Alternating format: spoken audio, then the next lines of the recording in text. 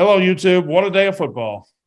Hi, YouTube. What a day of football. Now, we're going to talk about it. You enjoy it, but subscribe, subscribe, and comment. And thank you for watching. Thank you for listening. Subscribe, comment. We love you. Is your shirt wet? No, my shirt's not wet. It's gray. It's like a tie-dye thing to it. Okay.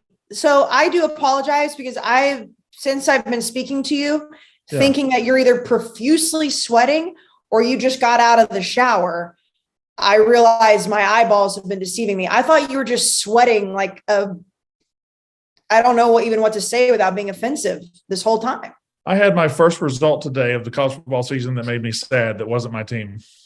I do feel like that's good for you that it's this late. I mean, we're in the middle of October, but I also will say that I think that from start to finish, this Saturday was the best Saturday of college football we've seen for this season, definitely, for one I've seen in a long time. I think it was one of the best Saturdays in the last 5 years. It was incredible. Let's get right to it.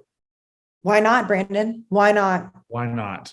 Hello, welcome to Unnecessary Roughness, Barstool's college football podcast, brought to you by the good folks at High Noon Hard Seltzer. It is tailgate season. That means it's high noon season. You're going to a game. You're going to a tailgate. Maybe you're just going over to a friend's house. Maybe you're just sitting on your couch watching the games all day long. High Noon Tailgate Pack is the pack for you. It has the pear, has the cranberry, it has the grapefruit and the black cherry, and there's other great flavors like the peach, like the passion fruit, and on and on and on and on. High Noon, the best drink for college football. I have an idea. When this is dropped, it'll be, probably very late morning because it's 1 a.m. when we're starting this, because it's been such a great day of college football. We had to wait. Maybe when you wake up in a few hours to get ready for NFL Sunday, stop on by your local liquor store, pick up some High Noon. You know what? Why not? You don't even have to plan it anymore. We plan it for you. Yeah, you do that in case you're a heathen and you drink on the Lord's Day. Anyway, Jesus drank. He did, and I'm sure he would have loved the High Noon lemon flavor. Anyway, we've got Jesus. Did we have a lot of good football today?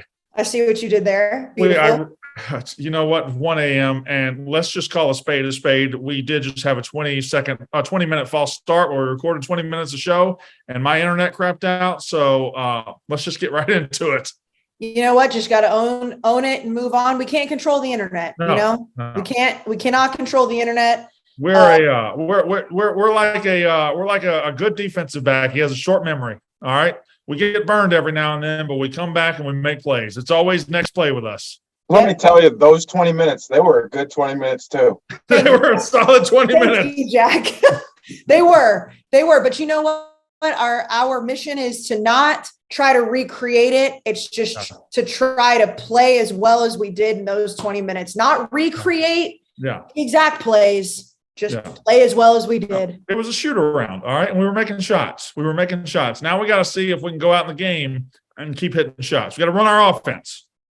The unnecessary roughness offense. I like it. I see what you're doing here. Brandon, I must compliment you. I compliment you all the time because you're such a stunningly intelligent man. Yeah. But you've really shown a lot of leadership skills today. And I'm saying that because you just gave us a nice little pep talk. But let us not forget, you were running quarterback. Yeah. The best quarterback of all time today on the gambling stream. Yeah, well, we were watching the stream. I had an Alabama idiot on my right. I had a Tennessee idiot on my left. And when you're surrounded by idiots, you got to pick up the ball and run with it. And that's what I did. Also, thank you for pointing out my leadership because I am dead inside. And the next time we're going to get to Alabama, Tennessee, and everybody else very quickly. The next time I tell you my team's going to lose, don't try to talk me out of it, okay? Because I know my team. Yeah, we'll get to that. I can't make that promise to you, just like you can't make that promise to me, just like we can't make that promise to Katie. We can maybe make it to Jack, no offense, because he's a UConn fan. Yeah. But I will say that I understand your pain. However, Brandon, don't forget Alabama lost today. Just remember that. Just remember. You know what? I know you bet on them, and I know your heart was a little seesaw going up and down. You didn't know what to do with yourself. But at the end of the day, Brandon, Alabama lost today. Call me a hater. Call me what you will. but the sun shines a little brighter the day after Alabama loses. It really does. I like new blood in college football. And unfortunately, it's Pandora's box, and this is actually old blood. And we're going to find out soon that we've unleashed a pestilence and a plague known as Tennessee fans on the college football universe. And we're all going to get our eyes chewed out by frogs or something. But still, that's for later. Right now, we're getting biblical at 1 a.m. It's Sunday. You're right. The Lord's Day. Why don't just talk about Exodus? Every time you talk about a team losing, bring out another one of the plagues. All right. So we're going to get to Michigan and their impressive performance. We're going to get to USC, Utah, and the thriller that was that game.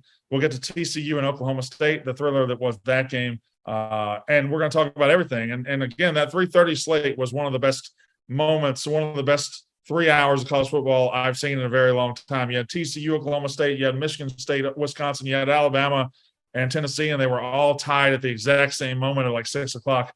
Incredible. But let's start this day. Wait, I gotta put something in here really quick that you said. I am going to run this playback. Okay. You had a very good point. We were basically watching tied football since 3:30. We watched tied football for 9 hours. And not Alabama Crimson Tide football. Starting at 3:30, we basically had a tied football game from there until midnight. TIED tied, not TIDE. TIED for 9 hours. And we're going to get to all the big games and the great ones, and we're going to talk about everybody. But hell, Florida LSU was good. Maryland, Indiana was good. Like, there was a lot of good football. Anyway, but the epicenter of college football on this day, October 15th, the Lord's Day, the day the Lord has made, October 15th, 2022, was Knoxville, Tennessee.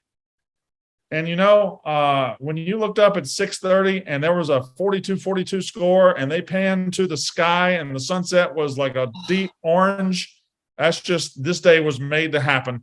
And Tennessee 52, Alabama 49, one of the great college football games in recent memory. This was a test moment for Tennessee. This was, can you pass this test? For 15 years, you've lost to Alabama. For 15 years, you haven't mattered in the grand scheme of things. Well, now the story of the 2022 college football season will not be told without the Tennessee Volunteers. Whatever happens to them from now on will have a huge impact on the way this season shakes out. Tennessee 52, Alabama 49. The Tennessee Volunteers, for the moment, are very, very back. I wouldn't even just say for the moment. I understand that there's half a season yet to be played and they still have to play Georgia. We have to see what happens in the SEC East. But if you knock off a team that is a rival to you, and I think an unbiased college football fan will say Alabama, Tennessee is a rivalry. But Alabama fans, we had one on our podcast last week saying this isn't a rivalry anymore because they never beat us, and they hadn't in 15 years. Tennessee football is back because now that narrative, no matter what's happened in the last 15 years for this season, is dead. And I know you're going to talk about it because Josh Heupel was somebody that everybody laughed at. And you've owned it before, you'll own it again. But this team looks like they actually believe it could be like 1998 again. They always say it. They always throw it out there. Yeah. And the internet always makes fun of it. But the way this team is playing and the way the fans feel about this program right now, it actually feels legit that they believe they could be as good as they were then in 2022. Several things about the Tennessee Volunteers. To me, it's not all that. It's not the fact that they won. I'm not just impressed that they won the football game. I'm impressed how they won the football game. First of all, they came out and stuck it to Alabama and got a lead. But even when they got that 28-10 lead, we knew Alabama was going to bounce back. We knew Bryce Young they were too good. They were going to get off the mat and make it a game, and they did. Now, Alabama took the lead twice in the third and fourth quarters. And there was a moment where it was 35-35, and Tennessee had the ball, and they put the ball on the ground, and Alabama scored, and that was it. Tennessee scored the last 10 points of the game. Tennessee had multiple moments where it looked like Alabama was inevitable. Alabama was going to win. Tennessee looked dead in the water. Hendon Hooker picked everybody up. Josh Heupel picked everybody up. They dusted themselves off, went and won a fucking football game. The way they won it was more impressive than the fact that they won it.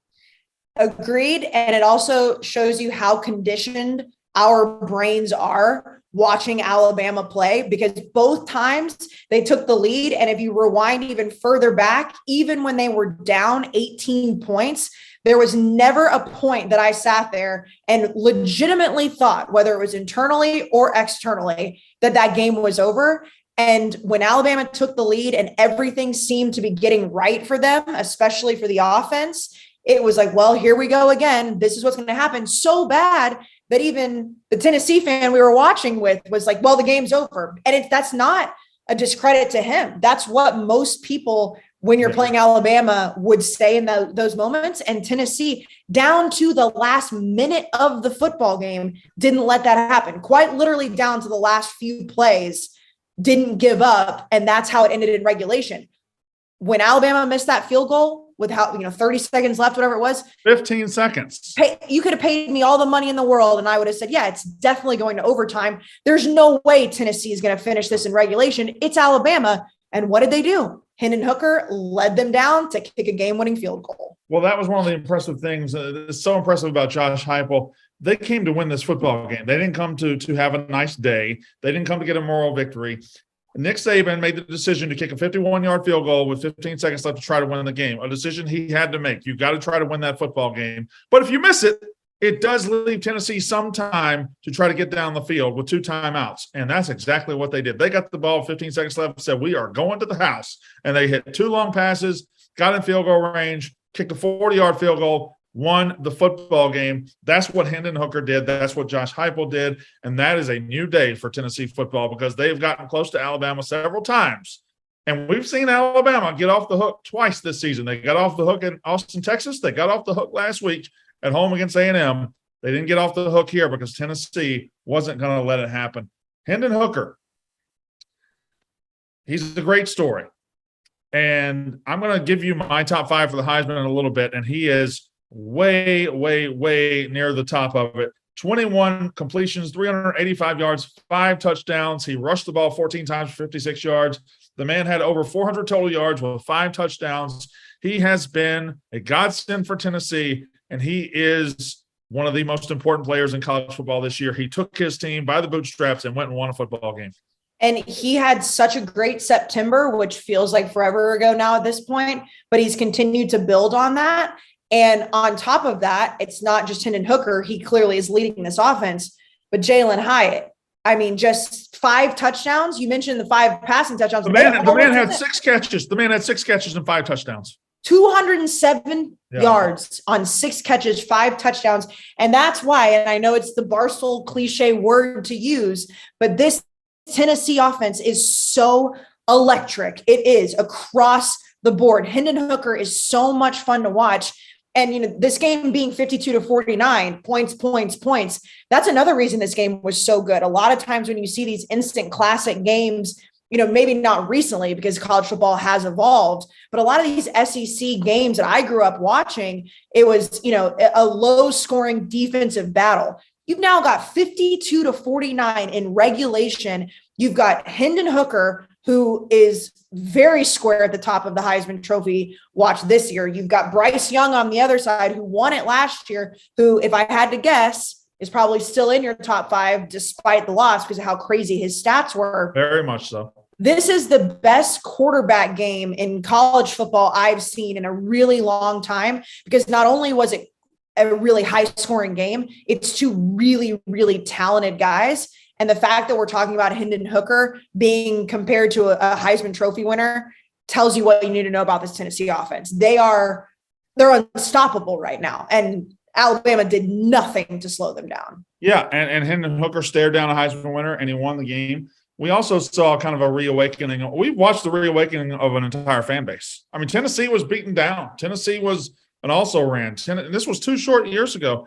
And now Tennessee, they've had game day twice in the last 3 weeks. CBS was there today. We saw the big orange sunset, 102,000 people there, just standing the whole time, crowd full. How often did you look today? Even in big games, you would see some empty seats, not in Neyland Stadium today. No, it was the ultimate scene of college football. Now, it brings me to the man of the hour, because Hendon Hooker, Heisman. Hendon Hooker, great quarterback. Jalen Hyatt, great. Today was about Josh Heupel as much as it was about anybody. 18 short months ago, Tennessee was in the wilderness. They were floating up Tennessee River. They were not doing good. They were in the wake of Jeremy Pruitt. They had allegations. They had to get through all this crap. And they went out. No coach would take the job, or we're led to believe no coach would take the job. They settle on Josh Heupel is what we thought. It's what I thought. Nobody was really impressed. Me, I was leading the charge. I looked at it. I laughed at them. I didn't think that was a good hire. They go out and get UCF's athletic director and UCF's coach for Tennessee, a team that views himself up here. Well, guess what? Ain't no idiot like me laughing now. 18 months later, 20 games into his tenure, he's got them in the top 5. He just delivered the biggest win in 2 decades. They are squarely on the map, and Josh Heupel did it no matter what idiots like me had to say. And they did it so quickly. Because in 2020, we were sitting at work making fun of, the recorded phone calls with Jeremy Pruitt and the McDonald's bags and everything else. And now you look at it, and like I mentioned, and I'm not a Tennessee fan. I know a couple from the office, but I can imagine that this is the guy they actually feel like can bring them back to national prominence, not just what they're hoping, because everybody has hope. What's your saying? Hope is the highest currency in college football. Hope is the most valuable currency in college football is hope. Yes. The most abundant is hate. Print the t-shirts, fire them off. But I feel like they finally have the guy they actually believe that in, because every year any college fan base can talk themselves into believing who their coach is. Casey, let me point something out.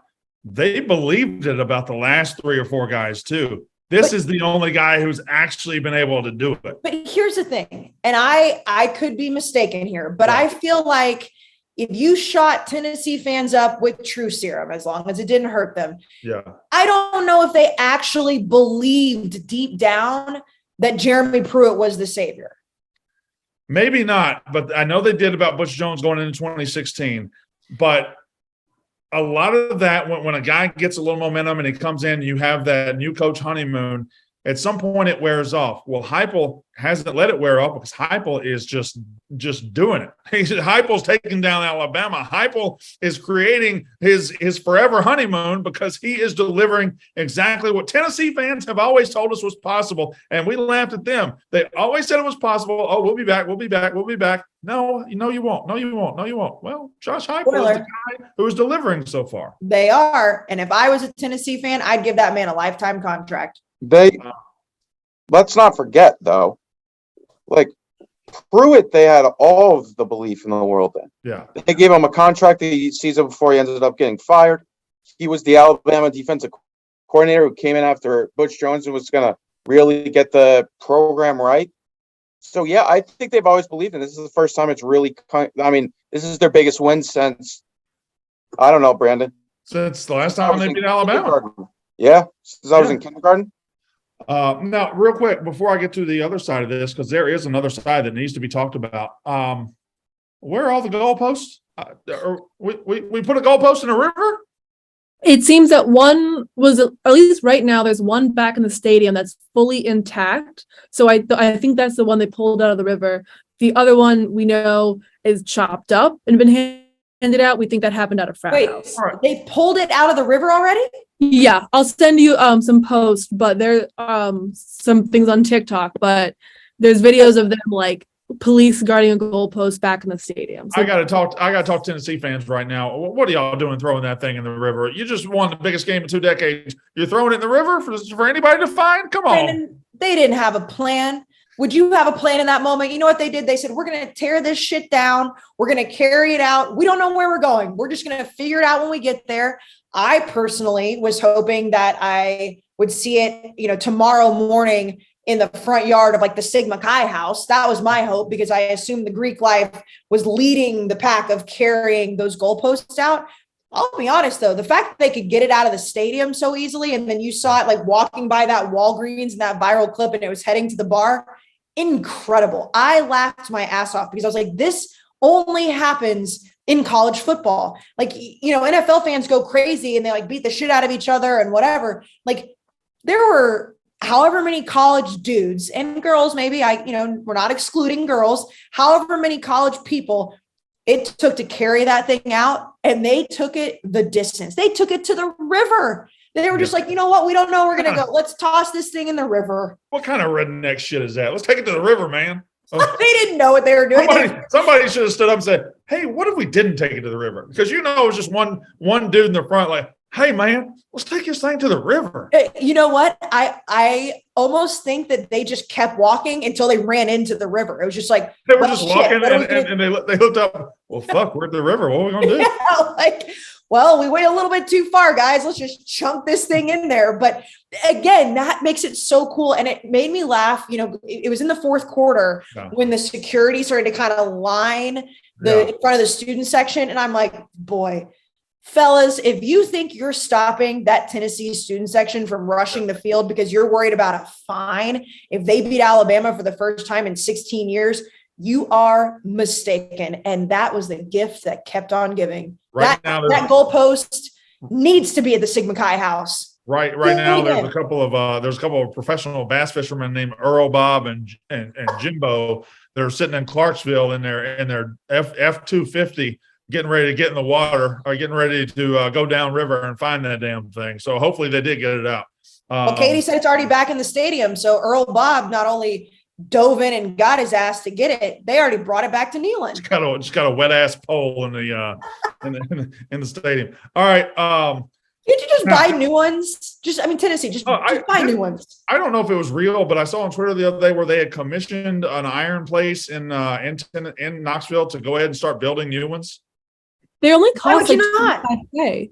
It's not that much like that you would think. They said it on another game day show this morning. They're like, just so you're thinking ahead, like the field fine is this, and it's only $25K. So like you can start setting aside the money. All right. Now, as great as it is for Tennessee and as much as they own this day in college football, they played an opponent and it was Alabama. And we got to talk about Alabama because for the last 15 years, they've been the greatest dynasty in college football. And the road of the SEC is littered with people saying the dynasty is dead, the dynasty is dead, the dynasty is dead every time they lose. And I'm not going to do that. I'm not going to say the dynasty is dead because that's stupid. That's a challenge to Nick Saban.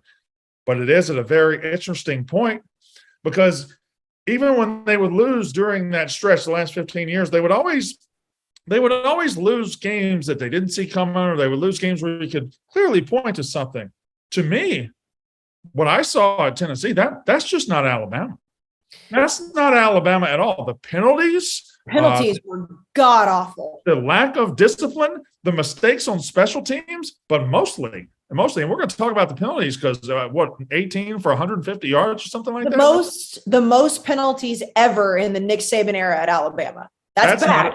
That's not a Nick Saban team. The guy who tried to pick up a punt and fumbled the punt, that's not a Nick Saban team. But mostly, okay, and I know Tennessee's got a great offense. Where is the Alabama defense? Where is the Alabama defense that when you get a lead in the fourth quarter, they're going to snap somebody's neck? They're going to cut somebody's heart out. Where is that defense? Where did Will Anderson go? Will Anderson, 31 tackles for loss last year. Will Anderson finishing sixth in the Heisman. Where is he? I didn't hear his name called not one time on Saturday. Where's Eli Ricks? Where's the defensive back that's going to get the big pick? Where is that? This is an Alabama defense, and I don't know where it went, Jack. Sorry that I interrupted you. I was going to ask, where's Dallas Turner? I mean, he picked up the touchdown and returned it. He returned it, but that ball he didn't make the play. Hendon Hooker dropped the ball. All I heard this offseason was, they're going to stop. They're going to triple team Will Anderson. Watch out for Dallas Turner. Will Anderson has had plays. Yeah. I can't think of a Dallas Turner play. Well, where are the defensive difference makers? Because you go back through the years, Minkah Fitzpatrick, Foster, Quentin Williams, on and on. Who's making a difference on this team? They're giving up 52 points in a CBS game? This is not Alabama football right now. And listen, hold on, before you say anything, I'm delighted. I love the fact that Alabama fans get to watch mistakes and get to watch fumbled punts and get to watch penalties. I'm glad they get to go to Halloween and pretend to be one of us for a day because, my God, I have to watch it every week. We all have to watch it. It's good that Alabama fans get to experience this. But, Casey, that ain't Alabama football what I saw on Saturday. No, and Jack made a great point, because even the scoop and score that the Alabama defense had late in the game, yes, you have to capitalize off of turnovers, but that was such a bad handoff from Hendon Hooker that they didn't have to do anything. They just happened to be there in the backfield when that handoff happened. But the defense, and it's crazy when we say the score, again, so many points, 52-49 in regulation. There was nothing this Alabama defense could do to slow down Hendon Hooker in this offense. And yes, obviously Alabama's offense was doing the same thing in some form or fashion of Tennessee's defense, but this is just not Alabama. And Brandon, you mentioned that you love to see this because fans have to deal with it. The defense, fine, number one, but the penalties to me not only scream, why is this team so undisciplined? Why is this team committing these penalties they don't need to be committing over and over? Alabama fans got to see what it's like when calls don't go their way every single time. And I know there's a lot of penalties that are being picked apart. Alabama fans are like, oh, well, that was pass interference, or no, it wasn't, or the refs bailed Tennessee out, whatever you want to say. Welcome to college football. Welcome to the real world, Alabama. You didn't get every single call because Greg Sankey wasn't calling down and saying, make sure Alabama gets this call the right way. So they had to deal with reality, and it ended up biting them in the ass because they couldn't stop committing penalties. Y'all mentioned the Dallas Turner play, and that play gave Alabama a 42-35 lead midway through the fourth quarter. And when's the last time an Alabama team took a 7-point lead midway through the fourth quarter and let the team up? They didn't step on their neck. When's the last time that happened? It was just wild that it happened. Now, as bad as that is, bad the penalties were, and this doesn't seem like a normal Alabama. Because remember, they wriggled off the hook at Texas, all right? They squirmed off the hook against Texas A&M. Like, this isn't the first time they've been up against it this year. They escaped the first two times with Houdini, Bryce Young against Texas, and then last week just a mix of things. But they weren't able to get off the hook. Now I will say this: I mentioned Hendon Hooker. I would be remiss if we didn't say, because Bryce Young won the Heisman last year, and I gotta say today might have been the most impressed I've ever been by Bryce Young. Even though he won the Heisman Trophy last year, took him to a national title, this might have been the best version of Bryce Young to me. 455 yards.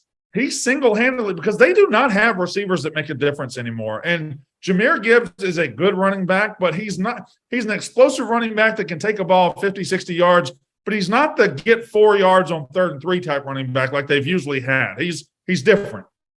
Bryce Young pretty much is single-handedly keeping Alabama in these games. And he is Superman right now. And that's why I think he's still got a chance to win the Heisman again, because they've only lost once. And he was 455 yards, like you said. But more than that, just the plays. He would extend plays. He would get guys open. The 4th down near the goal line where he looked like he was going to run and slid it through to the guy. I thought that was brilliance from Bryce Young. On a day where Alabama's players didn't play like Alabama's players, he did. Yeah, he's unbelievable. And it goes back to, to go full circle of how we started this conversation. To me, the first and most important storyline is clearly Tennessee. And we'll, dive deep in next week on Tuesday about what this means for the landscape and what this could potentially mean for Tennessee and the SEC. But the secondary storyline is the 2 quarterbacks that we saw play tonight, because regardless of who lost that game, because of how it was played, whether Alabama does make the field goal with 15 seconds left and they win by 3, or Tennessee does what it actually did, Bryce Young and Hendon Hooker they're special. And I know that's a cliche thing to say, but Bryce Young deserves all the credit in the world, because we saw what happened to Alabama last week against a much worse team without Bryce Young. And what a nightmare it would have been today if he didn't play. He kept them in the game and he put them in a position to win. It just didn't come to fruition because they missed a kick at the end. All right, that is Tennessee 52. That is Alabama 49. Again, we have unleashed hell. That is the Big Orange fan base. So I hope you guys are happy, because it is going to be something from here on out. Yes, Jack. All things considered, Alabama still controls their destiny, right? They do, Jack. They do. And that's easy to say. It is very easy to say. But does the Alabama team that always controls their destiny and they always get up and they always make it back, do you think this team's as good as those teams? No, Just based on the eye test, and we've already seen them struggle. They played 6 games, maybe 7, and they've struggled mightily 3 times. I mean, and they're not going to have the easiest of games on the rest of their schedule. I mean, obviously Auburn's a bit down, but LSU's even next back week, up. What? LSU's back up a little bit. LSU's back up. Next week won't be easy for them either. I mean, I'm not Oxford. Yeah, they have to go to Oxford. It'll be tough, and then I mean, there'll be either a rematch if they went out in Atlanta, or it's Georgia. And then I mean, Georgia had. We'll look back, I think, on that 3-game stretch. That was a little weird because they're back to like just destroying. Yeah. Well, Vanderbilt will do that to you, but it does leave the door open for an interesting scenario of Tennessee beating Bama, Georgia beating Tennessee, Bama beating Georgia. But I don't know that I believe – I got to believe what Alabama's telling me, what they're showing my eyes, and they're not showing me that they're the team that's going to bounce back and do what they always do. Now, we do need to what you got, Katie? Let's see. Are you equating this more to Alabama not being as good as normally, or like kind of the playing field getting closer to even and other people playing better? Because it sounds like you're saying Alabama's worse. I do think this is the worst Alabama team we've seen in a while, and I think their baseline has dropped tremendously. And I do think others have come up. Like, we're looking around the country. I'm about to mention another team. But when we started the season, I thought it was Alabama, Ohio State, Georgia, everybody else. Tennessee has proven that's not the case. And this next team that we're going to talk about has proven that's not the case. In Ann Arbor, Michigan, the biggest game of the noon slate. I don't know why people say that. People act like I have just shit on Michigan nonstop. And what I said going into this week was, we don't know anything about them. We'll see. We saw, and they were good. They were very good, very, very good. And clearly, not only was the game between Alabama and Tennessee the marquee game going into the weekend, but also it played out. Michigan, a top 10 matchup with Penn State, with everything on the line for James Franklin, like we talked about on Thursday, everything on the line for Sean Clifford, destroyed Penn State today. And I know that the game was close for a while and it got really testy, but in the first half, when Penn State took the lead, they had run like 9 total plays. So at halftime it was 16-14, but it was never close. It was never close. And Michigan, it almost like not that I would never feel bad for a top 10 team kicking the shit out of another top 10 team, but because of how dramatic the SEC marquee game was, it's like, well, Tennessee just quietly beat the fuck out of the number 10 team in the country. Yeah. Well, here's the thing I think about Michigan now is last year they had to change a lot of narratives. You had Harbaugh coming into the season. Can he beat Ohio State? Can he go to the playoff? Whatever. And they proved last year that Harbaugh could build a great team. They were a great team last year, a playoff team. They beat Ohio State. But coming into this season, I think there were some legitimate questions. They had to replace a lot of the defense. Aiden Hutchinson, Ojabo, they had to replace a lot. I mean, a lot. But what they have proven now is he built a great team last year, but they have made the transition from great team to looking like a great program. And that's a big difference. There are great teams every year, but great program is another level entirely. Alabama's good every year. They're a great program. Ohio State's good every year. They're a great program.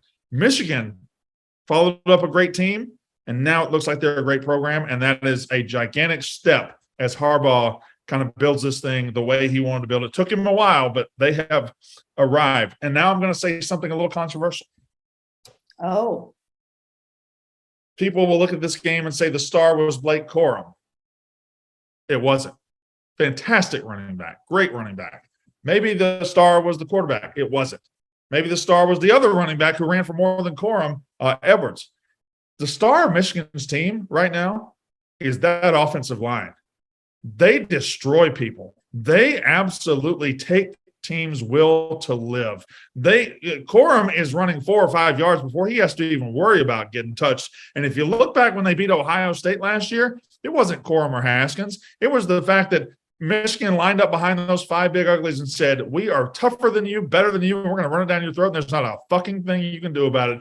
And when they got up against Penn State today, at some point in the second quarter, Michigan had 35 plays. Penn State had run 6. That's because that offensive line was just destroying folks. Corum's great, but that offensive line's a star of that team, in my opinion. I don't think that's controversial at all, because when you look at the way that this team is having success, and yes, obviously Donovan Edwards and Blake Corum, the duo between the two of them is incredibly hard to stop, but that all comes from getting the protection of the offensive line, which is why when you talk about those two running backs and you place them wherever, and I know we all kind of argued about, where they should be. And by the way, shout out the Illinois football team today, another great game. But when you talk about the running backs, it's like, well, yeah, the offensive line plays a big thing into that. But like, I don't know if you saw this stat, Brandon, because we were kind of talking about it during the stream, but that Penn State's defense, we didn't necessarily know what Penn State was going to look like, but through their first 5 games, they had allowed a combined of 398 yards rushing, a combined in 5 games, under 400. Michigan ran for over 400 yards today on them. And again, Penn State is a top 10 team. They were maybe a little bit exposed today, but that tells you how Michigan's offense is being so successful and being so effective. And of course, it starts with the offensive line. Well, what you saw today was when an actual elite team plays a team that's posing as elite, okay? Penn State's going to have a good year, 9-3, 10-2, going to have a really good year, but they ain't Michigan, because if you watch that game, there was nothing about Penn State's team that equated to anything on Michigan's team. Michigan looked like they were better at every spot on the field, that they were more prepared, they were more ready. Even if you just look at the play calling in the first quarter, Penn State was timid and they were afraid, and Michigan was aggressive from the start. Everything about Michigan was first class, and everything about Penn State was hoping to be first class. Sean Clifford had 120 yards and 0 touchdowns today. Which is 7 of 19? Yes. 7 of 19 for 120 yards, 0 touchdowns. We'll get to Penn State. That is not the guy that's going to take Penn State to the next level. It's just not. Well, I'll say this. Probably not, but Michigan had a lot to do with it, because Aller came in too, and he couldn't do anything. Like, Michigan was just choking them out. They were just not going to get anything done today. Penn State's offensive line isn't very good. They were humbled. Their receivers are okay, but nothing Penn State had in the chamber was going to shoot Michigan. Now, for Michigan, the path to 11-0 going into Columbus is like the yellow brick road. It's right there in front of you.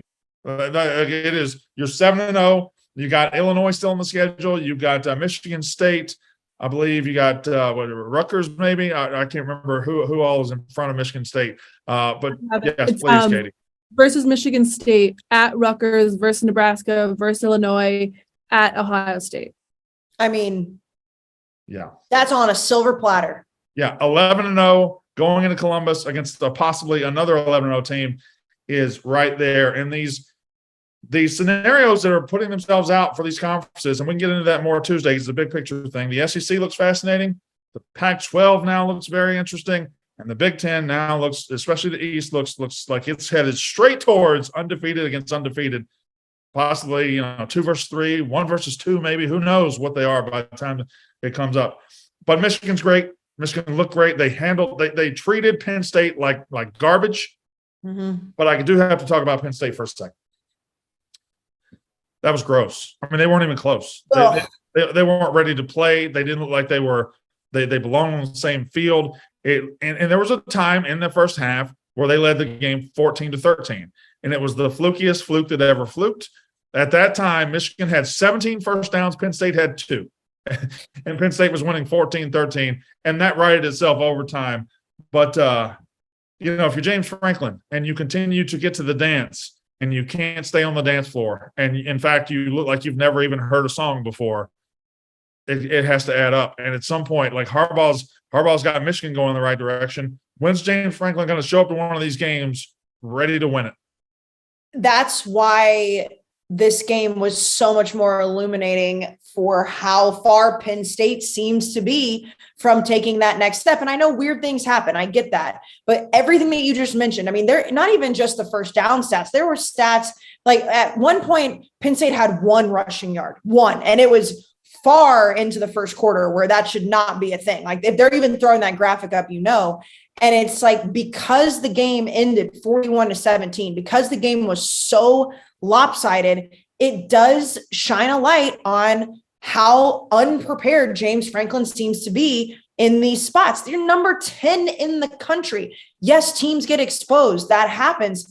But there was no reason that the Penn State that we saw should have gotten their doors blown off like they did. And it just really begs the question, like, is he going to ever take Penn State to that next level? Is he ever going to take that next step? Because it doesn't look like it. Jack, you were on Michigan last year very quickly. You were on Penn State this offseason. What'd you see today? A lot of the things that you guys said when I was high on Penn State before the season and even during the season, they came to fruition. Sean Clifford wasn't very good. I don't know if Drew Allers was the answer, but I get it. It's like, you know what you have in Sean Clifford. Yeah. James Franklin, yeah, because I don't think the talent in these teams are that much different. But yeah, I'm with Casey a little bit here too. It's like when James needs to take that next step. I mean, he's bringing good recruiting classes. I don't know. But again, like, you could, if I'm trying to be an optimistic Penn State fan, Yeah. you could look at this and be, hey, all right, bad game. And then you still have a massive Ohio State game coming up. And then after that, you never know. So, like, there's still a really good season on the table, but that next step hasn't been made. I guess if you're an ultimate optimist, you could do that. But if I watch my team give up 400 rushing yards to Michigan and 41 points and over 500 total yards, over 600 total yards, I think, I am just absolutely terrified of what C.J. Stroud and that offense is going to do to me. But anyway, that's Penn State. Especially as the number 10 team in the country. It's not even just like, well, these teams play each other close, but they know now they're not the number 10 team. Well, right. But I'm saying, like, you at least think that if you're going to go into a top 10 matchup against a division rival, that you're going to put up some sort of a fight, and they just couldn't. Yeah. USC. I didn't see that you were talking. I was looking down at my note. What's up? I think James Franklin or Penn State is now 0-10 against top 10 teams since 2016. Not good. Not good, Bob. Not good. USC goes into Utah. USC, top 5 team in the country, undefeated, goes into a place where dreams often die, and I don't think their dream died. I think they're fine. But they lose 43-42. Utah comes from behind and gets the win. And this is the result that makes me sad, Casey. This is the result that makes me sad. Because as much as I like new blood in college football, I don't think this is a good result for the Pac-12. It's probably going to be fine but now you're going to see the Pac-12 need to have probably a one-loss champion that possibly gets into the playoff, whether it's Oregon, UCLA, and I know UCLA is still undefeated, but they got to go to Oregon. I feel like they're going to take a loss. You're going to see if a one-loss USC can navigate this thing and get there, and they could, because they still would have to play Oregon in the title game or maybe UCLA. So there's still a lot in front of them.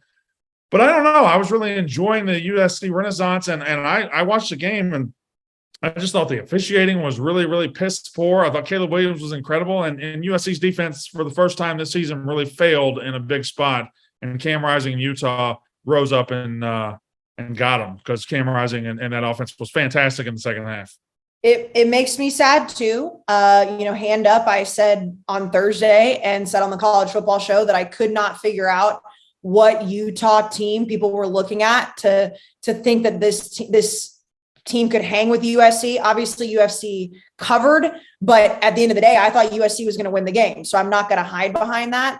But, the big question thus far that I thought USC had answered was, what can this defense do? Because how electric Caleb Williams is, about Jordan Addison, you go down the list, but you just said it. What Cam Rising was able to do, especially in the second half of that game, and you talk about teams that could give up whenever they get punched. I mean, at one point, the game looked like it was out of control. I mean, I know it was only a 14-point lead. When USC went up 21-7, I mean, I think I wasn't the only one. People were dancing all over, like, all right, well, who said Utah was good again? Cam Rising threw for 415 yards. Yeah. That's the issue that people had with USC going into the season. It was never a question of what Caleb Williams could do, and he still did it despite losing by a point. It's what the defense could do, and that was exposed today, at home for Utah, because, Utah is a tough place to play, and, the broadcasts and the sideline reporter, they brought up the altitude a lot. I know that plays a factor. I'm not going to use that as an excuse for USC, but so many things go into that. But at the end of the day, I was excited. I like USC. I was excited to see potentially an undefeated UCLA versus USC for the Battle of LA. And UCLA still has that on the table. I agree with you. I don't think it's going to happen. But this game was just the 2-point conversion for Utah, an incredible call. It clearly there were just so many different things that could have happened.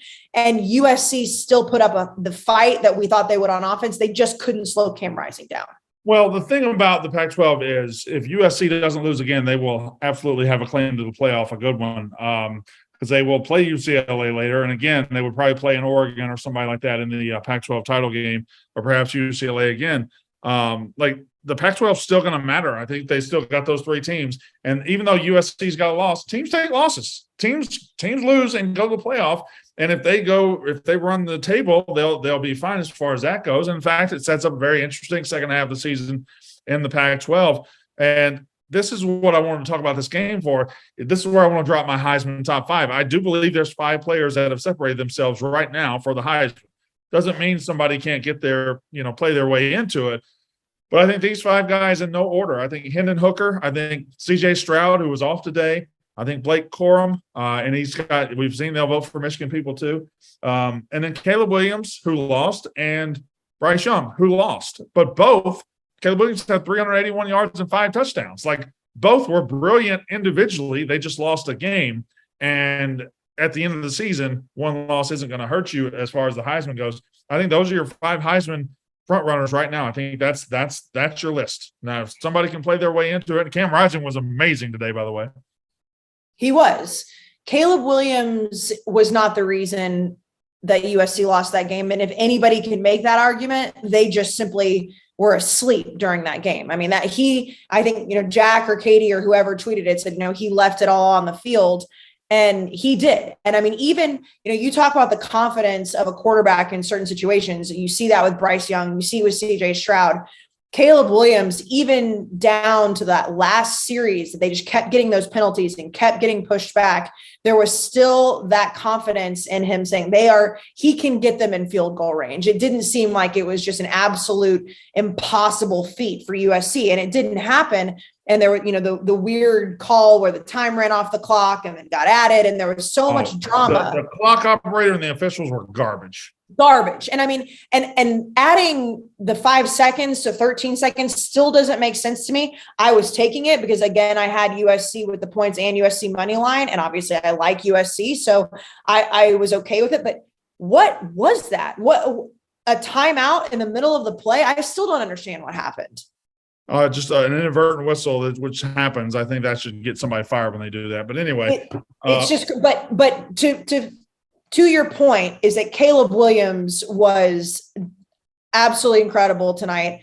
When Jordan Addison got hurt, I was like, well, he has other playmakers for sure, but there was still that feeling of they could come back. But credit to Utah. I mean, Utah's defense played really well in certain situations when they needed to, but it was Utah's offense that just was not what I expected them to be. So hand up, I was wrong about Utah, but that doesn't make me feel any differently about Caleb Williams in this USC offense. So, and Utah gets a big win, and there was an incredible scene, another great crowd, another beautiful Saturday night. It was awesome. It was what college football is all about, Utah. And like I said, UCLA, Oregon, or USC, I think will win the Pac-12. But Utah is going to sit there and have a hand in all of it. And they only got one conference loss, so hell, they could win the damn thing too. So I don't know why I'm really singling out the others. They just couldn't get to the playoff in my mind because they have the 2 losses already. So we move on. One last game before we open it up to pretty much everybody. But Oklahoma State goes down to TCU, goes down to Fort Worth, and looks like they're handling business pretty much the whole day. And in the fourth quarter, TCU mounts the comeback. Max Duggan and TCU come back. The great receiver, Johnston. They come back 43-40. They win in double overtime. Jack, I'll start with you because you've been Mr. TCU, and I want you to talk me out of this take, okay?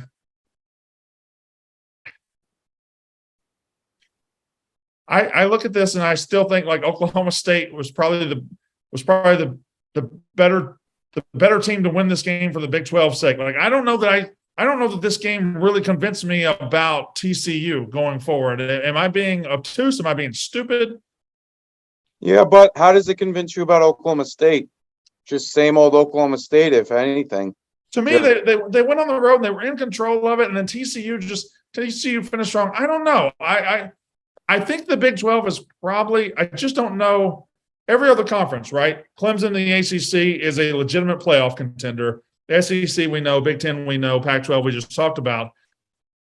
Jack, do you think TCU is a legitimate playoff contender? Because I haven't been sold on that yet.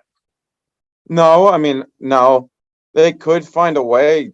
Like, a lot of things would have to bounce their way to end up being 13-0 because they still have a lot of tough games left. Yeah. This is as strong as the Big 12's been in forever.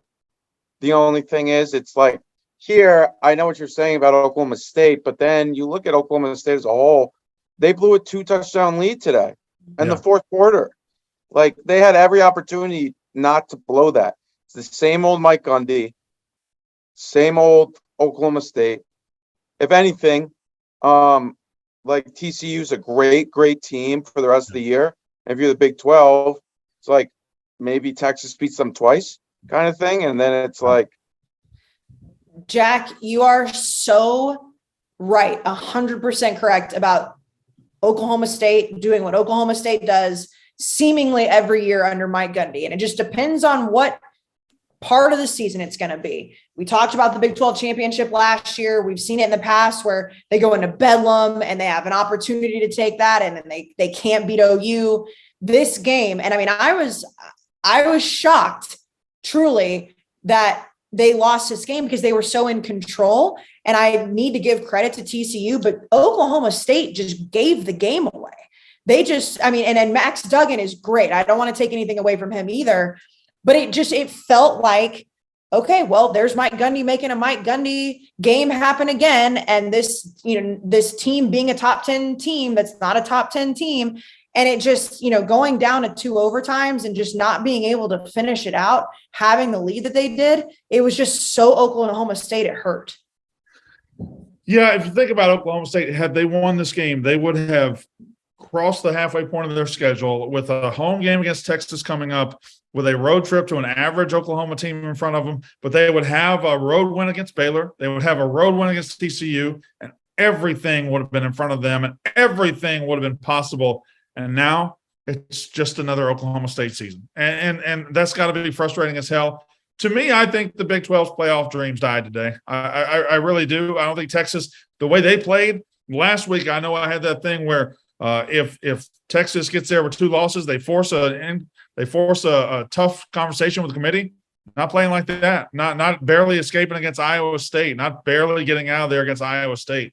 And no, they won the game. So this is not because it's Texas. This is not because I ever want to blame the refs, but they had a huge bailout call to beat Iowa State. I mean, that was targeting. It was definitely borderline and it was on the fence, but I can't help but think if you switch the uniforms, that would have been called targeting. That maybe I'm way off base. Maybe I'm way off base. No, I mean, and that is, again, I have to remember how my timeline is curated on social media because of where I went to school. But at the same time, it did seem like that was an overwhelming thought.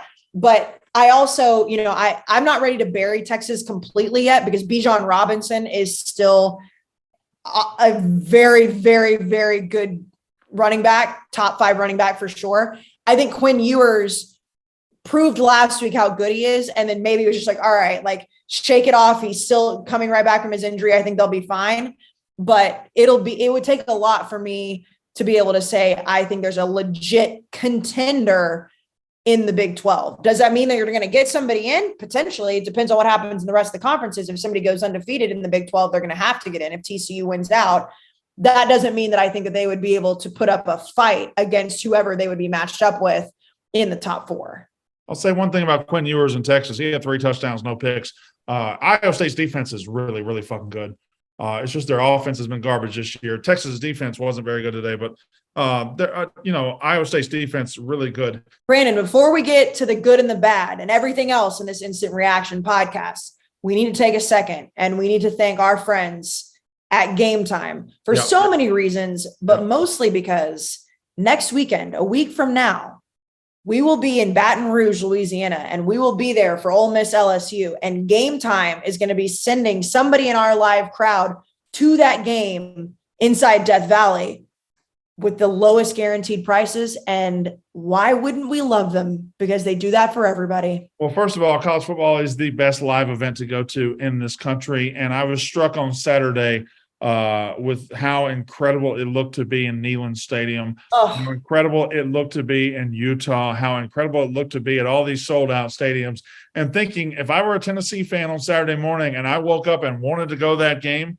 now, it was a tough ticket to get, but I guarantee you Game Time had the lowest price of anybody. They had the lowest guaranteed price. You could get in that game. You get good seats at a good price late in the game. That's what Game Time is. You wake up on Sunday, you wake up on Saturday, you want to go, they're going to get you the lowest price guaranteed at that late moment. Game Time is an incredible app.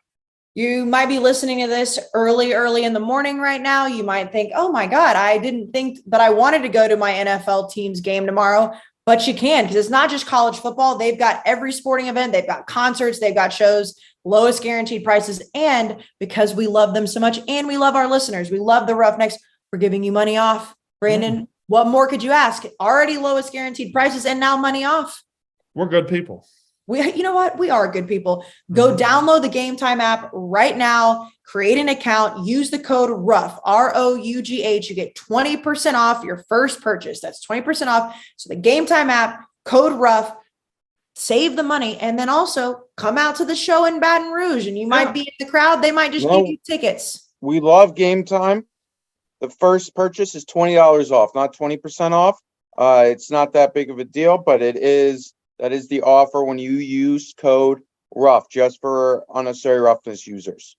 $20 off, not 20%. I apologize. It's 3 That's still a great fucking deal. Still a great deal. It may be more than 20% if you think about it. Yep. Good point, Jack.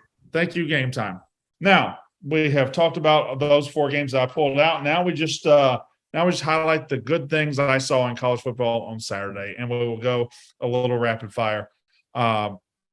Make sure I have the record right. I don't know if it's 6-0 or 7-0. The undefeated Syracuse Orange. I believe it's now 7-0. The 7-0 Syracuse Orange, they beat NC State. None of us thought we'd be sitting here in the middle of October. They're 6-0. The 6-0 Syracuse Orange, there's not a person on this podcast that thought we'd be sitting on October 15th and talking about the undefeated Syracuse Orange.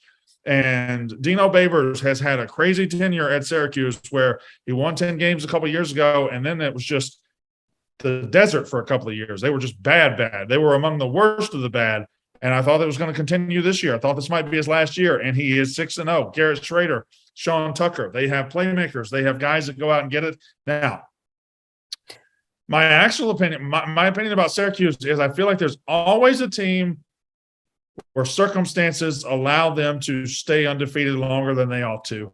And I think Syracuse is that team this year. Devin Leary got hurt. He's out for the season. NC State is lifeless and can't do anything without him. Syracuse won the game. All credit to Syracuse. They're 6-0. They're living life. I don't know that I believe in them, but who gives a shit if I believe in them or not, because they haven't lost a game. Yeah, no, they definitely have every right to puff out their chest if you're a fan and to feel good about where they are. And, if you want to look at the game today and say, well, it's not their fault that NC State doesn't have their quarterback, fine. But we all know, I think deep down, what's about to happen for Syracuse fans. I mean, I will talk about Clemson, but they're going to Clemson next week. Yeah, and Clemson's a good football team. We're going to talk about them in just a second. But But for right now, let's just focus on Yes. 6-0 Syracuse and enjoying And life. Garrett Schrader and old Mississippi State Garrett Schrader. Well, I don't know why you would do that. Well, did he not play there before? He doesn't play for us anymore. Well, he still played there at some point. I'm just saying. Maybe people didn't know. I hope Sean Tucker's tweet tomorrow is good, though. That's what I hope. How good was his day? I didn't even pay attention to his day.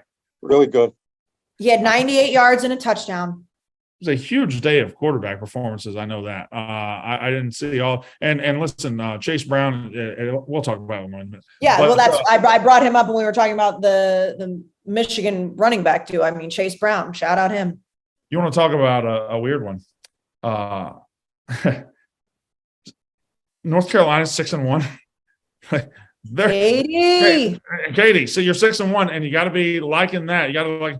They're the weirdest 6-1 team I've ever seen. It's like every week I see Katie's tweets. I'm dying. Good win. Like it's the weirdest. They're the weirdest team.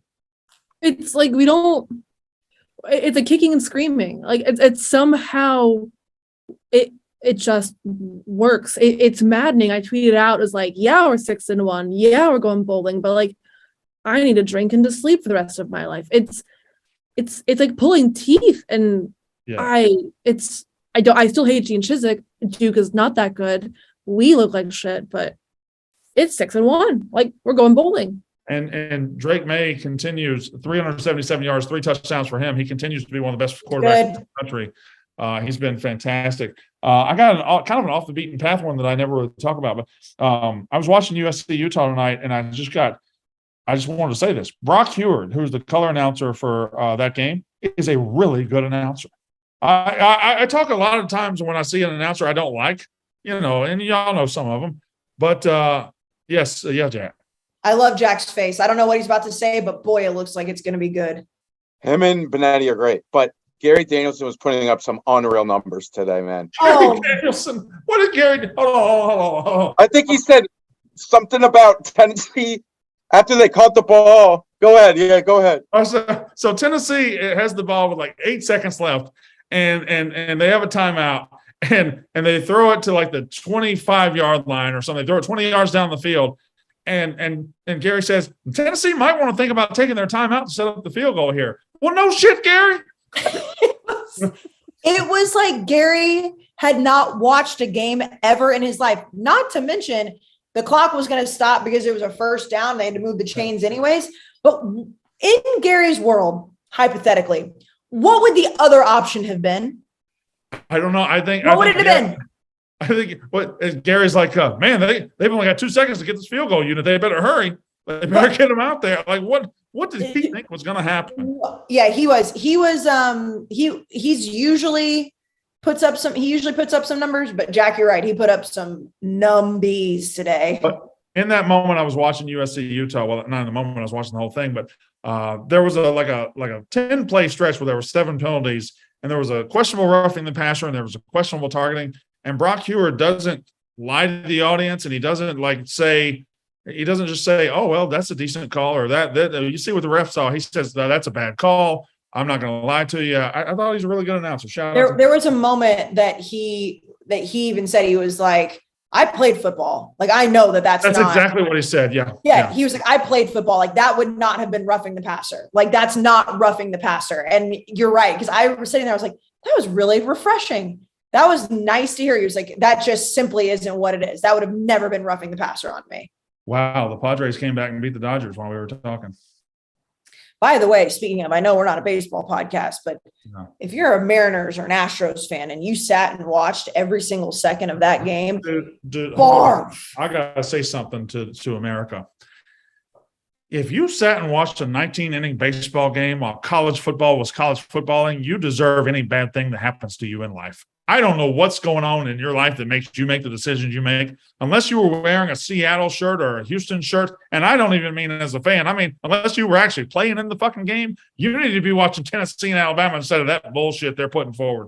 There was a tweet I saw from like a significant media guy. I'm not going to say his name. He was like, man, I didn't even see that Tennessee beat Alabama because I was so consumed with the Mariners game. What? And I was just like, oh my goodness gracious. You just missed out on the game of potentially the last few years. Man, I didn't see that. Man, I didn't see those awesome titties because I was looking at her ankles. Like, what is he talking about? Anyway. And not only looking at her ankles for hours. Hours of God. Hours. Like not even a glance down, not even like an Aaron Judge cut in. No. Just staring. Let me see them ankles, girl. And the Yankees are dead too, so that's good. We don't have to worry about them crashing. Also, anymore. I know that we have one gambling house and I know that we have one gambling stream, but the fact that we got that, I mean, I was happy to come home and be able to watch the night games at home before we recorded, but not having Utah USC on the stream for the Yankee stream was an all-time bad decision. I'm not worried about that, but if the Yankees had the first pitch had been like 15 minutes earlier and they tried to react to the Yankees while Tennessee and Alabama was going on, I would have burned the entire house to the ground. Well, how about the fact that you jokingly asked if they wanted to put the Yankees pregame on and Hubs thought you were serious and you were like, what? Don't get me started on that. We were about to miss a pitch and they were like having like I was about to say something bad, but they were having a freak out. Let me get to some other good stuff. Brett Bielema at Illinois. You talk about Josh Heupel and so many great coaches doing so many great things. Brett Bielema has to be shouted out. He's at Illinois. They took a big step towards possibly winning the Big Ten West. They'll have to deal with Purdue at some point. But 6-1 Illinois. Chase Brown with 180 more yards. He continues to lead the nation in rushing. He had 41 carries today. That guy's a horse. Yeah, and I caught some probably fair shit for not putting him in my top 5, especially a week after we interviewed him, understandably. But this offense, he didn't have a touchdown today, but he didn't have to. This is how this offense is run, and I give a lot of credit to Michigan running back duo, especially Blake Corum, with how their offense is designed. This offense is designed for Chase Brown, and he continues to put up those numbers. But you talk about a program that seems to, and I know it's a different level of back compared to Tennessee, but this Illinois program playing for Brett Bielema seems to have the life about it. These fans are excited. And, Chuck in our office is a big Illinois fan. And he talked about, a few weeks ago, how big these games are. And they just continue to get their job done, continue to beat teams. I think you thought Minnesota, was going to potentially come out of that division and to beat them by double digits. You can't take that away from Illinois. Well, the thing about Brett is, he believes in the football he believes in, and he has turned Illinois in very short order into what Wisconsin was when he was there. They're going to play really, really solid defense. Illinois has great defense, and they're going to run the football behind some big uglies. They're going to have a great running back, and they're going to just run and run and run and run. They're going to have a play action style quarterback. Tommy DeVito has been fantastic for him. He's not going to win the Heisman. He's not one of the best quarterbacks in the country, but he's one of the best quarterbacks for Illinois, and he's been fantastic. Let's skip around. As much as we not hated on them, but as much as we were able to look at Oklahoma over the last few weeks and say, all right, it ain't looking right, it ain't looking right, it ain't looking right. They come home and they get off the mat. They beat a Kansas team who the bloom is probably off the rose for Kansas very soon. I mean, that defense just isn't very good, and they can't stop anybody. But Oklahoma had every reason to pack it in. And Brent Venables gave the speech this week. He gave that speech. He said, all right, you're either in or you're out. If you want to leave, I'll help you leave. But if you're going to be here, then damn it, you're going to be here, and we're going to get this thing going. And Oklahoma, 10-point win at home, 52-42. I don't think Oklahoma should be celebrating a win over Kansas, but I think Oklahoma should be celebrating playing a lot better today than they've been playing. Yeah, I like Kansas. I hope that the season doesn't just completely fall apart for them, because I think they're a great storyline. I love Lance Leipold, but if you're OU, you've got to look at Dylan Gabriel coming back. He had 400 yards, and I know you just mentioned Kansas defense is nothing to write home about, but they had every reason to pack it in, and they've been the laughing stock, especially after losing to Texas and getting shut out. So, credit where credit is due. Getting Dylan Gabriel back was obviously huge for this team, and beating Kansas, who, lost to TCU, probably shouldn't have with a backup quarterback, but beating them by 10 points after what's been going on in Norman, you've got to feel a little bit better. You got to feel decent because you didn't fold against a team that nobody probably would have faulted you. I mean, I know that if Kansas would have beat Oklahoma today, I wouldn't have made fun of Oklahoma for losing to Kansas. I thought Kansas was a better team because of the way they were playing. So, they got the job done against a legitimate Kansas football team. Clemson might be closing in on a playoff berth. We got to shout out Clemson. DJ with another solid DJ game. Again, they figured out how to use him. He's going to run for about 40 or 50 yards a game. He's going to hand it off to Will Shipley, who's getting better and better. And he's going to pass for about 200 yards with very few mistakes. And that's what he did tonight against Florida State. Florida State jumped out on them early. I think possibly 14-0. I can't remember. No, it was 7-0. It was 7-7. But they jumped out on them early, 7-0, then 14-7. And then Clemson just said, you know what? No, we're better than you. And they kept it interesting, though. I mean, it can circle back to interesting, right. But again, they went on the road and beat Florida State. Florida State is this year is this close to being really good, but they're also that far away. They just can't quite get there. I mean, Jordan Travis still had a pretty decent night. 254 yards, 2 touchdowns. But that game was the epitome of, because I was at home, I don't have the million TVs like we have at the gambling cave, the main TV in my laptop.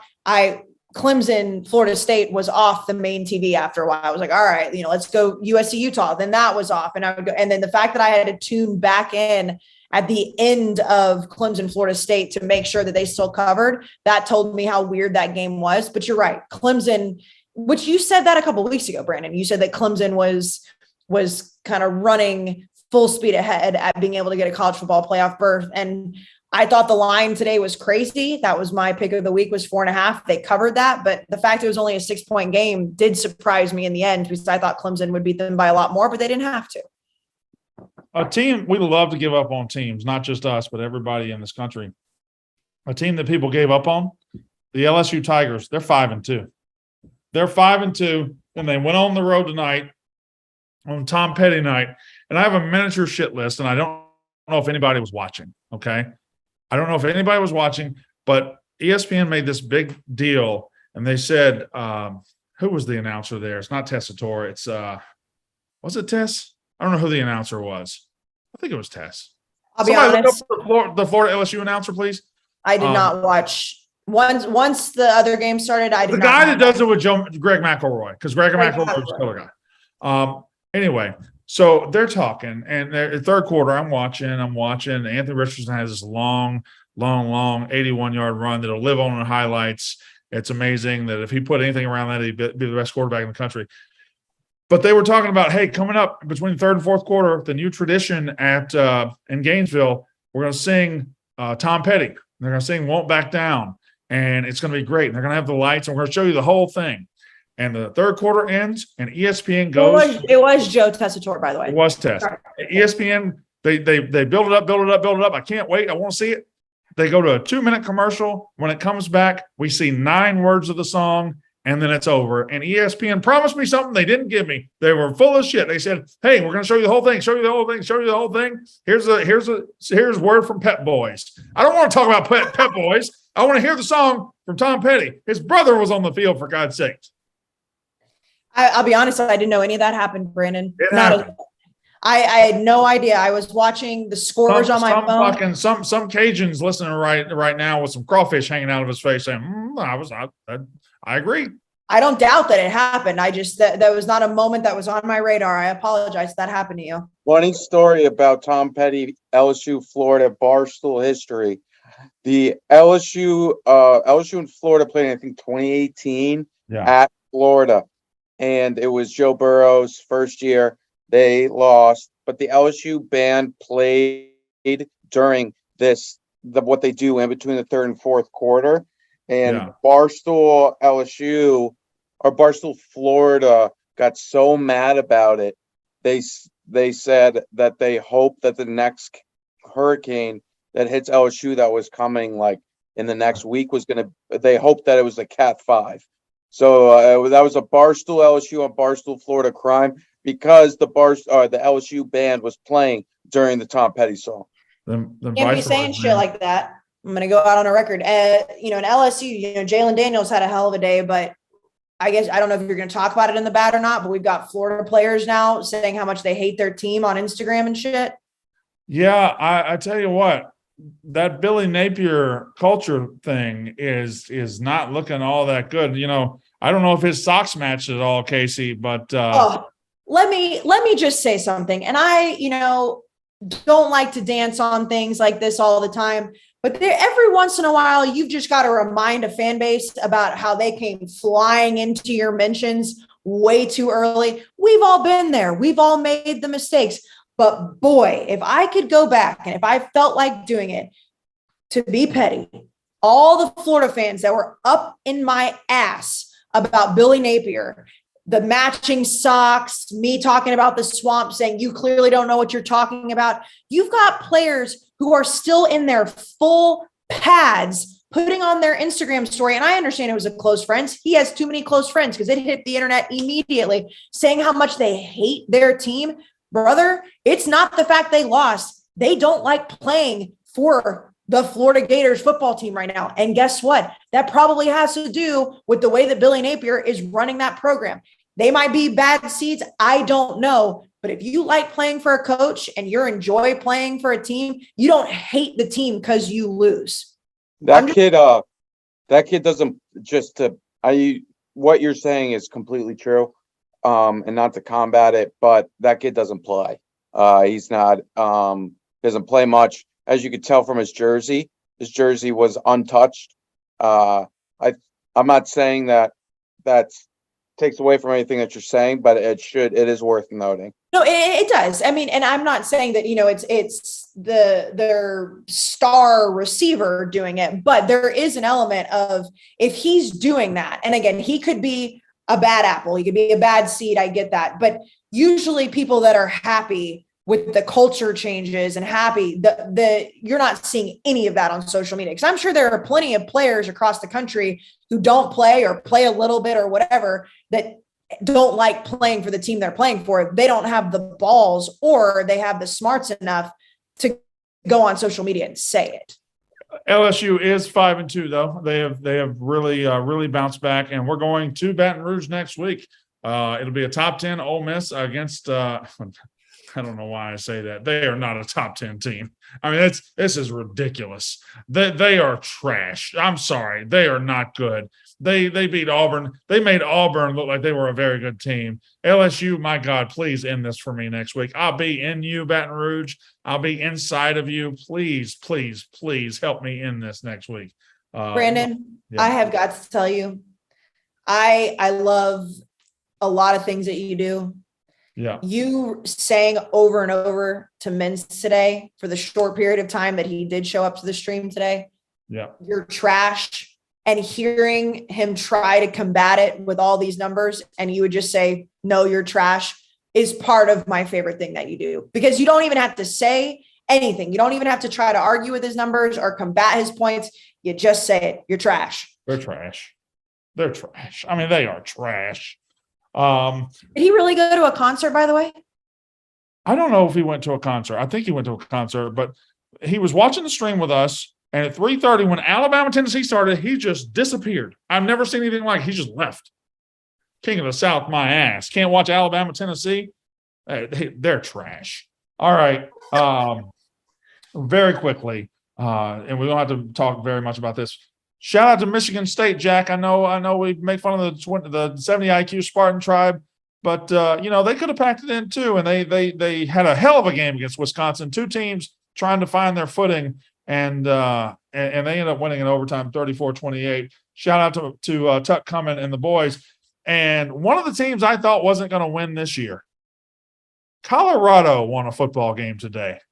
The Colorado Buffaloes, with an interim coach and no players and just getting beat by 40 every week. They beat Cal today.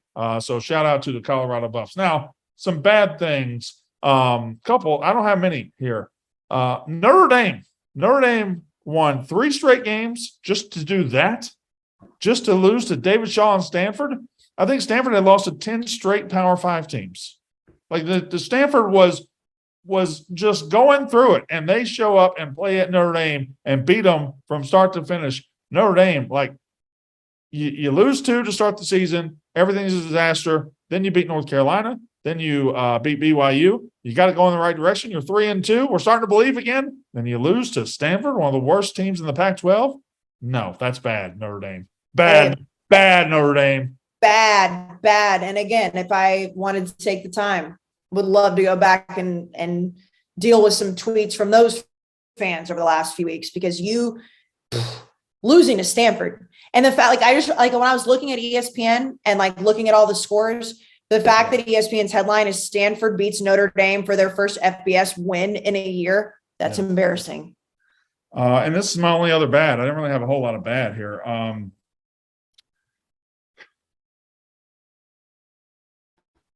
I mean, Mississippi State just shits the bed. Mississippi State goes to Kentucky, and I saw it coming. I could start feeling it on Tuesday. Whenever there used to be a thing on the Six Pack Speak message board called the cream theory, and what it meant was every single time Mississippi State had a chance for the cream to rise to the top, they would always fall. Every time they had a chance in my life to break through and be good and be great and be elite, they fail every time, every fucking time. And I tweeted this, and maybe a lot of you out there feel it. I wasn't even mad at the end of that game. It doesn't even hurt anymore because I see it coming. I know that when we go on the road with a number beside us, we're number 16. We're playing a Kentucky team that lost to South Carolina, trash-ass South Carolina last week, and Will Levis is banged up, and we're going to figure out a way to lose. And boy, did we. And now I got every Tom, Dick, and Harry from Kentucky saying, what do you think about Will Levis now? What do you think about Will Levis now? Motherfucker, he's not that good. I was right about him. He was fine tonight. He threw a pick 6, and then the one big throw he had in the fourth quarter, it was a bad throw. The guy was just so open, it didn't matter.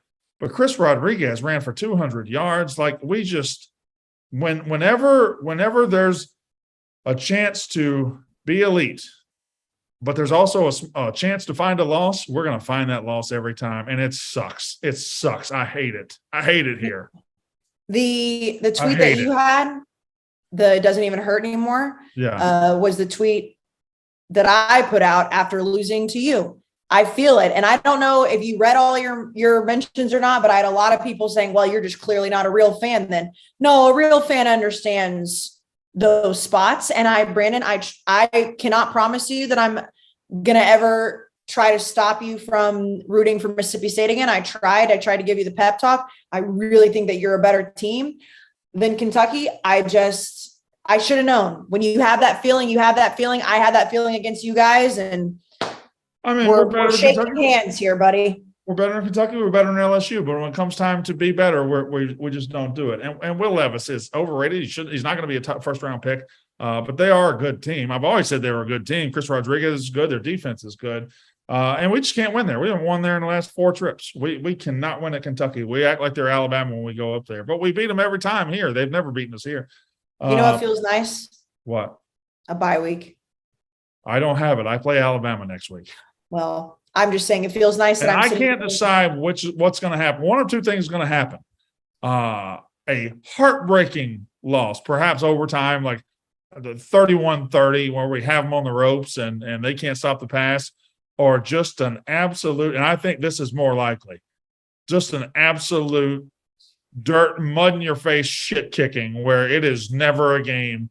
It is never, like, I'm talking about like a 59-6 type of game. That's very possible next week. Now, again, we're the handshaking meme, Brandon. I thought the same thing 2 weeks ago or last. Our schedule, listen, I'm not really worried about it. We got Alabama, then we got Georgia, and we play Ole Miss, and they're trash. I have a bad, I don't know if it's on your bad list or not, but I feel we would be remiss to not mention. Yep.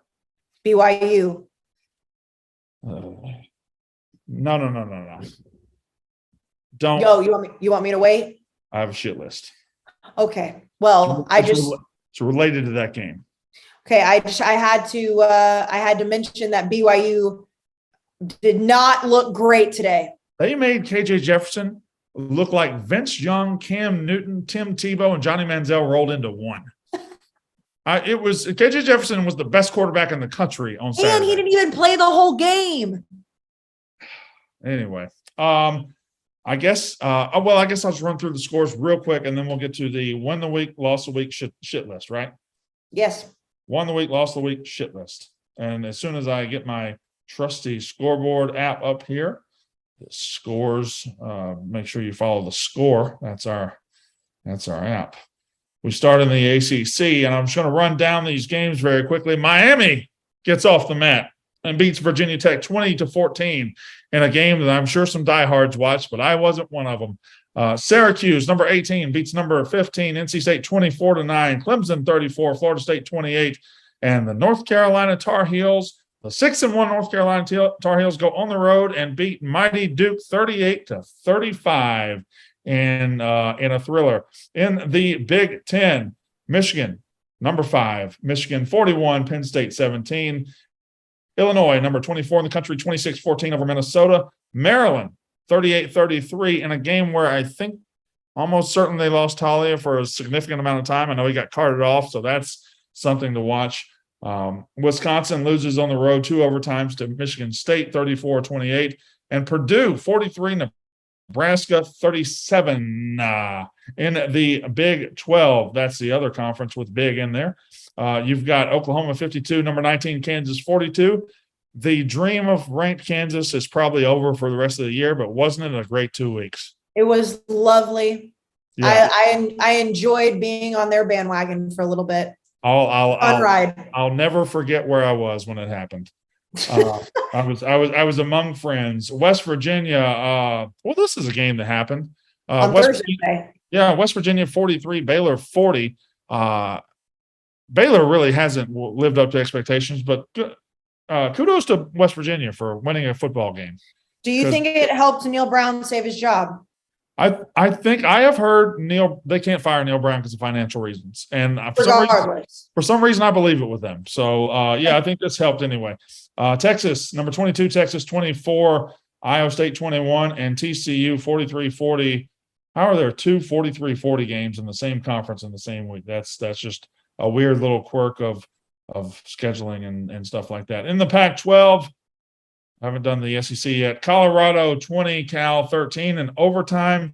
Washington 49, Arizona 39, Stanford 16-14 over Notre Dame. Big bounce back for Stanford.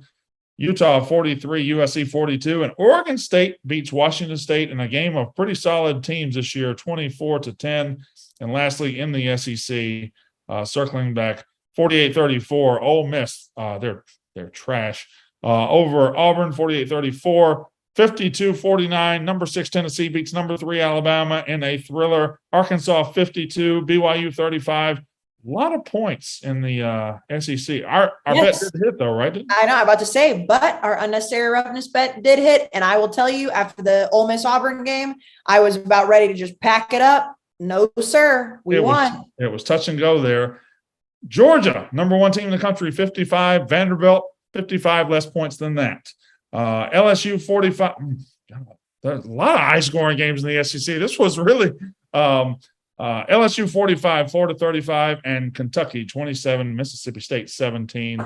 We now go to our end of the week awards. I don't know who wants to start, but I wonder if we're all going to have the same one or not. I assume we're all going to have the same one. I will ask you, Brandon, because normally you like to finish last like a gentleman. Yeah. Would you like to finish first this week? I will go first. Okay, so Brandon Walker, who won the weekend? It can be no one else other than the Tennessee Volunteers. And I know a couple of you might say that one. So I'm gonna specifically say Josh Heupel. Josh Heupel, I didn't believe in you. When you got hired, I kind of snickered. I was like, well, another mediocre Tennessee hire, because that's all they've been having lately. They've had a couple of guys they thought would be good. Dooley into Butch Jones, into Jeremy Pruitt, and I thought you were another one. I thought you were another in a long line. But 18 months in, I'm wrong. Tennessee is back on the map in college football. And, that's good for college football. It really is.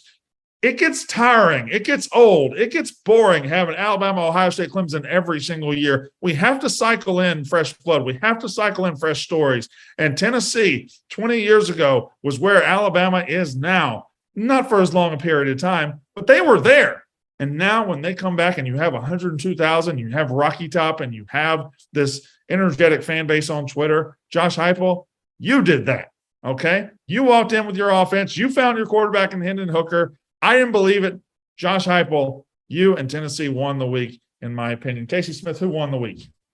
I was going to try to do this for a little bit of parody just because the only answer is Tennessee, like you mentioned, and we're going to pick it apart. I was going to say what I mentioned when we talked about Penn State and Michigan was that Michigan beat the shit out of Penn State, who was a top 10 team. So they were able to take that next step and say, hey, we're legit. However, you're right. It's all Tennessee. So I'm going to take the microcosm of Hendon Hooker because all the things that we mentioned, how good he is and how efficient that offense is with him. But not only that, when you look at the Heisman race, CJ Stroud had a bye week, so he didn't play. But when you look at the other contenders that he's up against, he played against Bryce Young. Bryce Young still put up the numbers, but Alabama lost. Hendon Hooker won the week, not only because they won the game, because he skyrocketed up that list because Caleb Williams, hell of a night. They still lost. Blake Corum, fantastic. But there's a lot of things that's going to have to happen for him to surpass Hendon Hooker. Right now, if you look at it, to me, it is CJ Stroud, Bryce Young, and Hendon Hooker, 1A, 1B, 1C. And that's going to play out. But he won the week because he's now squarely in the conversation with those two.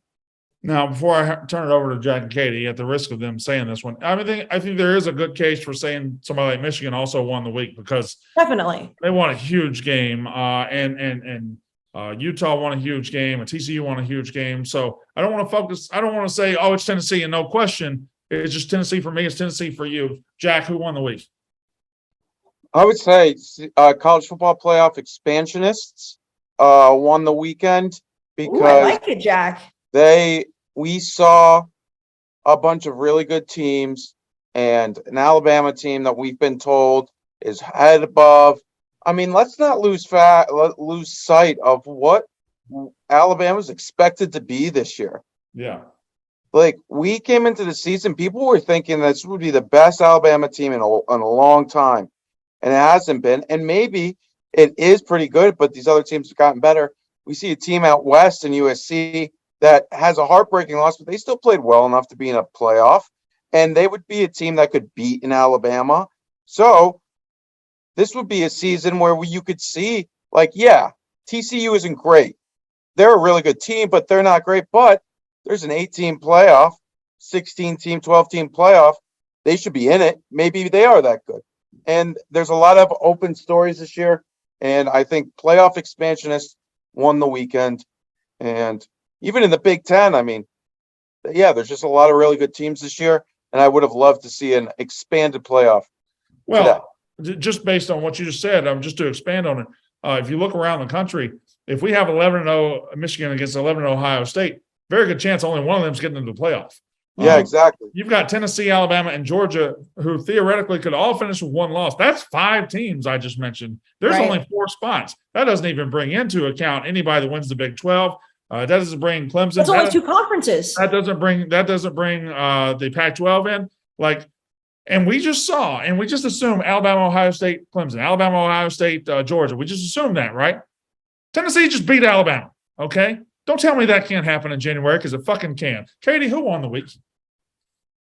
So I think firstly it's going to be every bar owner and bartender in Knoxville right now because they're about to make so much money. But I think for bigger picture, it's probably the fans. Similar to what Jack said, there was so many overtimes. There's so many close games. There's parity this year. Maybe not with Ohio State and Michigan, but between Alabama and in the Big 12, in the Pac-12. There's a lot of games that came down to the wire. Even Ole Miss and Auburn for a bit. I was watching. It was like, okay, Auburn can make this a game. So it was just a very good day of football, and football's fun. Football is fun. That's a football is so fun. Why can't we put that on a T-shirt and sell it? Football is fun. I bet we could. I'm trying to get the goalpost on a T-shirt. Please. I'm not gonna wear that shit. Although I do have my Izzy to the Hizzy right over there. Where's my Izzy to the Hizzy? Oh, I got my Izzy to the Hizzy. All right. Brandon Walker, who lost the weekend? It's one thing to lose at Michigan. There's no shame in that. There's really not. James Franklin, I was just told a couple of minutes ago, since 2016, you're 0-10 in your last 10 games against top 10 opponents. That's okay if you're at Mississippi State or if you're at Kentucky or if you're at Arizona. don't fly for Penn State. I'm sorry, it doesn't. And in a world where Tennessee is coming back, in a world where Texas is coming back, in a world where USC is coming back, Penn State's okay with getting to these games and getting thoroughly outclassed, with getting thoroughly whipped at the point of attack. Michigan was better at every spot on the field. James Franklin, you're at Penn State, one of the top 10 to 15 places in this country to coach football, and you look like you're just happy to show up because that team was not prepared, wasn't ready, and just wasn't on the level of Michigan. And don't tell me Michigan is that much better of a program, because they're not. There are 3 elite programs in the Big Ten, and you're at one of them, but under your watch, they're not elite. Get it fucking right. James Franklin lost the week. Casey Smith, who lost the week? Well, credit to me, because that was my answer, but I will spin away from it so that we can have a little bit of variety here. You mentioned this earlier a little bit, but I definitely think it's a big talking point. I think that while it's not completely dead, I think the Pac-12 as a whole, from an excitement standpoint, lost the weekend. I know UCLA is still undefeated. They will be ranked pretty high, which they should be. That offense looks great with DTR and Zach Charbonnet and Bobo, and you go down the list. However, USC losing to a team that already has 2 losses, albeit one just in the conference, it does lose its luster. And it was only a 1-point loss for USC. But just now across the board, Washington State doesn't look good. I think that the excitement around the Pac-12 from a college football playoff standpoint, what is Brandon doing? That was terrifying. Sorry. Spooky season, Brandon. Remember, okay? My bad. But to finish my point, I think that the excitement of the Pac-12 took a little bit of a hit tonight, just because the leader in the clubhouse in USC for the college football playoff did lose. However, I think it'll be fine. I think next week we'll have a completely different story, but just the strength of the Pac-12 losing a little bit today lost the weekend. Jack Mack, my real answer is Penn State. Okay. Jack Mack. Oklahoma State, Mike Gundy, same old, big moment. You had it won, and it fell through your fingers. Katie Stats. Anyone who's in the locker room post game with Nick Saban. Oh boy. You could not pay me to be. I want to be a fly on the wall. I want to read into it or see it. Physically, you could not pay me to be in that. Like he wouldn't be the disappointed, I'm not mad. I said that I would pay a lot of money for Nick Saban to be mic'd up, and somebody mentioned an OnlyFans. And you know what? Alabama, NIL money, put up a Nick Saban OnlyFans of what he says in the locker room. I'd pay for it. Yep. Oh, what a concept for OnlyFans. I'm gonna finish the show. I'm gonna end this show with my statement. Casey Smith, do you have a shit list? Not really, to be honest. I had a really great day. It was a great day of football. Great day of football. I wouldn't even necessarily put this on a shit list because I don't begrudge him whatsoever. But the clip from the Barstool Sportsbook stream tonight of me having to climb over a couch to protect myself and my +1, Big T put me in harm's way. So if I was going to do a tongue-in-cheek shit list, it would probably be that. Great clip, by the way. Also, my hand is on fire. That man high fives with the furious, furious of fury. Every time they scored, he would stand up on the couch and then push me. And you don't really have a lot of places to go, when you're on the second row. So I kind of had to position myself where I was kind of pushing him back. Jack, I don't know if you felt this the same way that I did. But whenever when you jump off of a kind of a high point and you hit the ground and your feet burn a little bit. Yeah. That's the way my hand felt every single time Big T celebrated. And I didn't want to tell him to stop because I also wanted Tennessee to win because of my bets and it was exciting. But the man had no control over how powerful his celebrations were. He almost threw his phone through the ground. Oh yeah. Jack Mack, you got a shit list? Nah, I'm waiting for yours. Okay, well, maybe I'm solo today. Katie Stats, you got a shit list? I do, but I think my favorite Big T moment was when he won. He was screaming to the room, how do I do this? I've never done done tobacco. He just did not know how to do a cigar. I've never done tobacco. Such a funny thing to say.